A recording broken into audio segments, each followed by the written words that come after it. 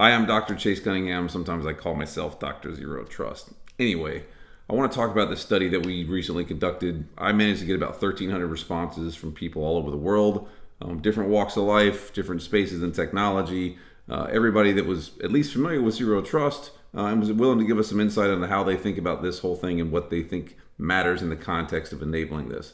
So, one of the first really unbiased, totally nonpartisan published studies about Zero Trust that I think you can read. I think you'll get a lot of value out of this, and I look forward to your comments on it.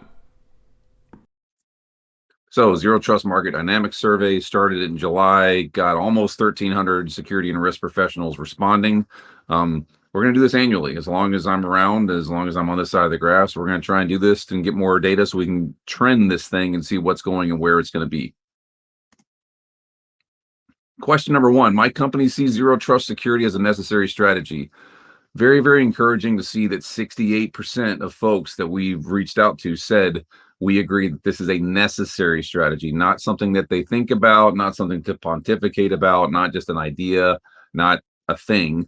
We strongly agree that this is a necessary security strategy. I was very careful when I wrote this survey to put that word in there, necessary, because necessary means a lot in this space. Now, if you take strongly agree and kind of mush those together, that number gets pretty big pretty fast, which is almost 8 out of 10 people. So point being, a lot of folks that are out there that are actively engaged in Zero Trust think that this is a necessary strategy. Notice it doesn't say technology, necessary strategy. This is very, very encouraging. My company plans on moving to enable Zero Trust security in how long? Now, 0 to 3 months is pretty much the majority of it. 3 to 6 months and 6 to 12, more than 12. I think really what we're seeing here is that most folks are saying they're figuring out how to move to enable Zero Trust strategically in the next 0 to 3 months. I don't think most organizations think or say that they have Zero Trust capabilities in place anytime in the next 0 to 12 months. The majority of people that I'm talking to in this particular space are saying that they're looking at moving to ZT sometime in the next quarter. This does happen to coincide very well with all the things that are going on within the federal government. So I think that this is notable as well. About half the people you talk to are looking at figuring out how to get towards moving to ZT in the very near future. What is your top reason for considering or implementing Zero Trust security? It's a more proactive approach than traditional approach. And I particularly put that sort of wording into this thing as well, because I wanted to make sure that people were willing to say Zero Trust is proactive, not reactive. So more than half of the people that we're talking to say that Zero Trust is helping you to be more proactive. Who doesn't want to be more proactive when dealing with threats?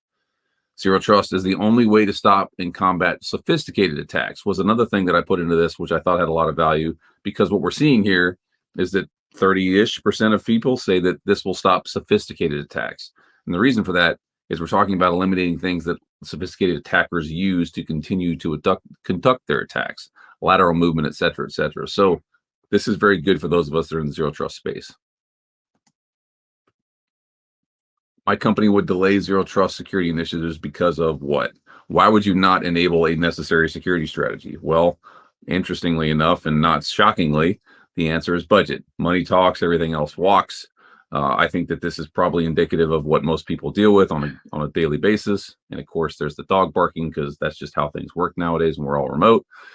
Budget's always going to be something that people deal with. Budget's going to get in the way of it. But what I thought was actually most interesting here is that it wasn't the lack of available technology. I thought that that was going to be something that just staggered this, and people said there was not enough tech in the space to do Zero Trust. Not the case. It's money. Money talks, everything else walks. And then on top of that, it's other strategic security programs, which probably is more indicative of pieces of the puzzle, not necessarily broad strategic initiatives. Question number 5, the most difficult part of Zero Trust to manage technically, not strategically, not operationally, technically, is what? It's policies. 30% say it's policies are the problem. Policies are what's going to eat your lunch. If you think about how Zero Trust works, if you think about the dynamism that is required and the fact that you're doing this a lot across a lot of different things, a lot of different components, you have to have a really good policy engine to do that. If you don't have a really good policy engine, you will fail. Policy is the most difficult part to manage technically. I thought cloud was going to be in here as well. Cloud is actually only 7%. So what does that mean? Well, that means that cloud is not really as daunting as we had kind of thought, and the technologies that are available in a good policy engine combined with a good cloud capability can be powerful. Frequent changes are also difficult. However, frequent changes can also be mitigated with a really good policy engine that does take care of those things and make sure that you are constantly updating and adapting as you go forward. Question number 6, my company would implement zero trust security faster if we had a partner to help. Take strongly agree, combine those two together. That's 69 or 70%. Everybody wants somebody to help them get to ZT. Makes a lot of sense. Zero trust is not exactly easy. Zero trust requires changes. It requires good policy configuration. It requires malleability and dynamism and all those things. Everybody wants somebody to help them. Personally, I think this is where we should be. We shouldn't have a whole bunch of companies that are candy manufacturers trying to do zero trust. We should be doing what we do and having a partner come in and help us enable zero trust so that we get it right and we're optimizing our investment resources, budget, etc. I think zero trust security will stop attacks or limit their success. Take 50 and 33, kind of combine those 83-ish, 84-ish%.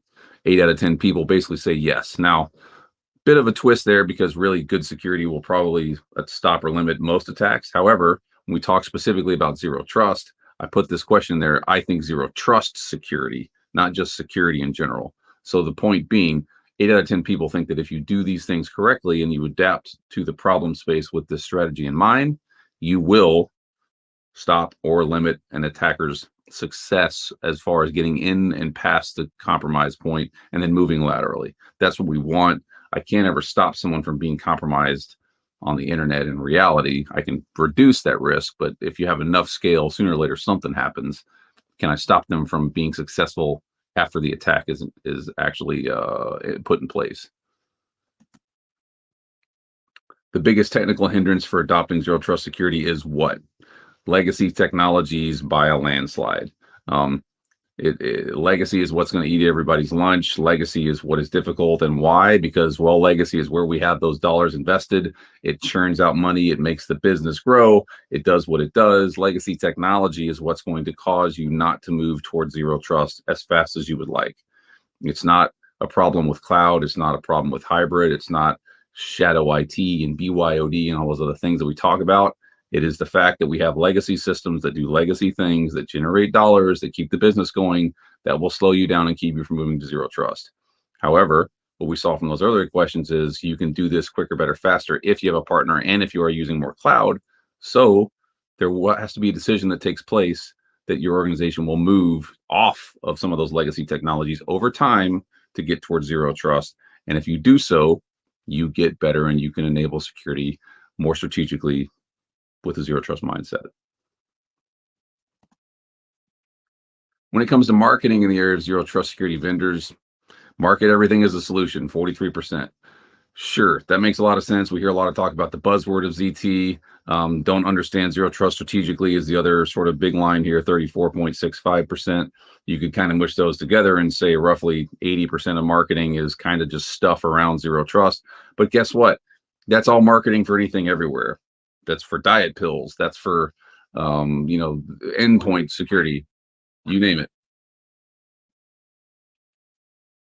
Marketing should not be the thing that stops you from enabling zero trust. Stuff is marketed. That's just how it works. Marketing is good for at least getting information out there so that you can understand that there is something that you can do. This is how we work. This is how we live. Marketing is marketing is marketing. It is what it is.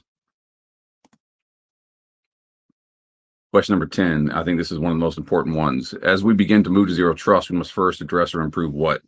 Identity and access management by a landslide. Network security following that. Firewall, not really even on the list. Endpoint, way down. Old code, way down. Outdated operating systems, patch management down there as well. Cloud security up a little bit. And these, again, are from people doing the work. So if you're asking what you do first to enable zero trust and to move to zero trust, identity and access management. Why? Because that is what adversaries used. There's never been a single hack in history that's happened where a firewall woke up and hacked itself. Someone got an account there, changed rules, those things are what happened. So if you're going to move to zero trust and you're trying to figure out what do you do first, because this is a question that comes up all the time in my workshops, how do we start with zero trust? Take care of identity and access management first, and then move on to other things, because this is what everything revolves around. You're going to have users, you're going to have accounts, you're going to have privileges, you're going to have admins, etc. You are going to have issues with identity and access management. If you don't fix them early on, they will continue to plague you as you grow in zero trust. I really think that this is a super valuable study. There was no vendor spin on this. This was done totally on our own. We weren't paying for any of these responses. It was just garnered from people that actually do the work. I think that this is probably one of the best studies that I've ever actually launched in zero trust myself. I'm looking forward to doing this in the future, and I really think that you should check this out and download it and use it for your own purposes. So, thank you very much. Really appreciate your time. Look for more from us.